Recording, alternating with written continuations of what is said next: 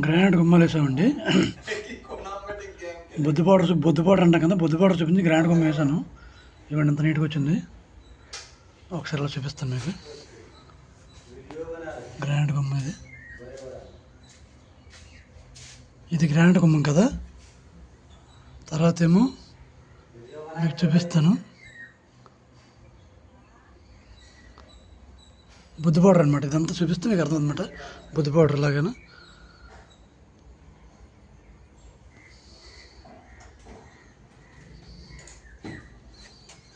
బుద్ధి పౌడర్ అంటే ఇలా వస్తుందండి.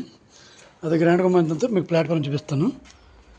కిచెన్ ప్లాట్ఫారం స్లాబ్ టైల్ అంటాం కదా, బ్రాస్ పెట్టేసి చేసామండి. వాల్ కూడా ఇది స్మార్ట్ టైల్ అంటారు, అంటే ఫుల్ బాడీ వస్తుంది. చూడండి మధ్యలో బ్రాస్ పెట్టి బ్లాక్ కలర్ వేసాం కదా, ఎలా కనిపిస్తుంది ఇదో నీట్గాను. ఇదంతా ఇలా కంటిన్యూ వచ్చింది ఇదంతా.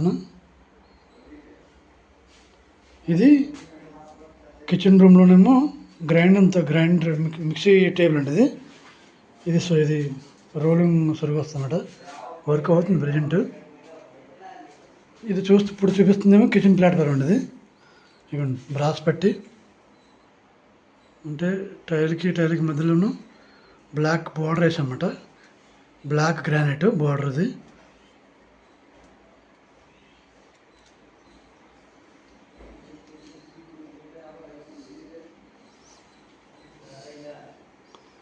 సింక్ చూడండి, sink 18x24 sink size.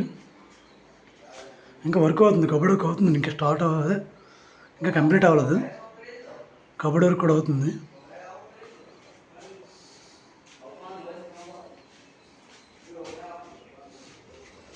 Highlight ఏంటంటే ఈ బ్రాస్ పెట్టడం వల్ల ప్లాట్ఫారం అంతా నీట్గా కనబడుతుంది అన్నమాట. కిచెన్ ప్లాట్ఫారం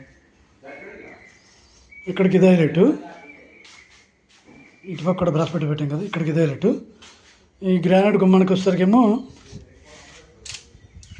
బొద్దు పౌడర్ అంతాం కానీ ఇలా బొద్దు పౌడర్ పెట్టేసి గ్రానైట్ గుమ్మం చేసాం అన్నమాట.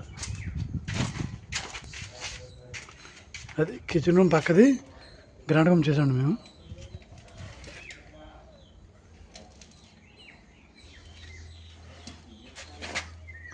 చాలా నీట్గా వచ్చింది అది గ్రానైట్ గుమ్మం.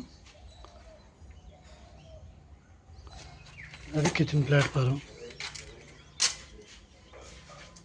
వాల్కి ప్లాట్ఫారంకి సేమ్ ఫుల్ బాడీ టైల్ వేసాను.